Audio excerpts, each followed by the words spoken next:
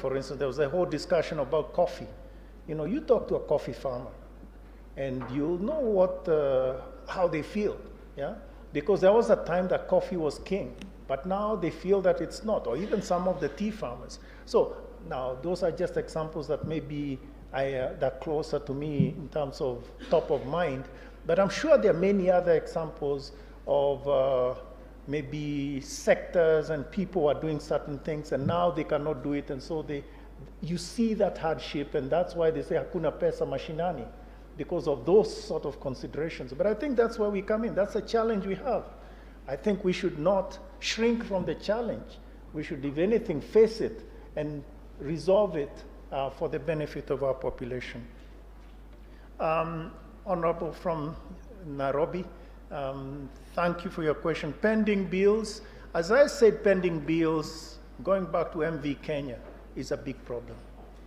But, you know, we have to deal with it holistically. You know, there's no point in paying all the pending bills, and then we end up creating more. So first thing is to stop creating new pending bills. And then you also know that pending bills in the past, I mean, I was in Treasury back in 85. Yeah, young economist then. And there was that problem of pending bills.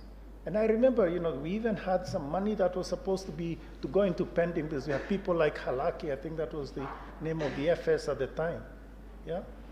But the point I'm making is that why hasn't it worked? Because at times the money that is put out for pending bills goes to do other things.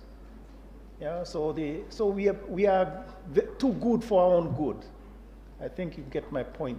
And so the pending bills becomes this balloon of our excesses. Now, we can blame Treasury, but actually they are not the only ones to blame. Counties and also the ministries are part of the problem. Actually, one of the issues that we need to resolve is when they get allocation to pay, I don't know, 100 million particular projects or particular, some of those funds at times are being diverted to other things. So that's where the issues are. But I think this has to be done correctly. I don't think the issue is just saying, okay, it's X amount, let's create a bond and resolve it. Because you don't have a contract as such with those pending bill people, yeah? And what you may start as 500 or X may end up being 2X.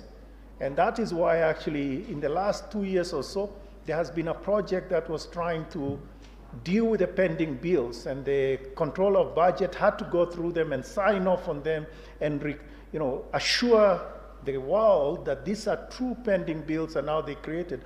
The trouble is she began to run into things and say, wait a second, I paid for that. What happened here?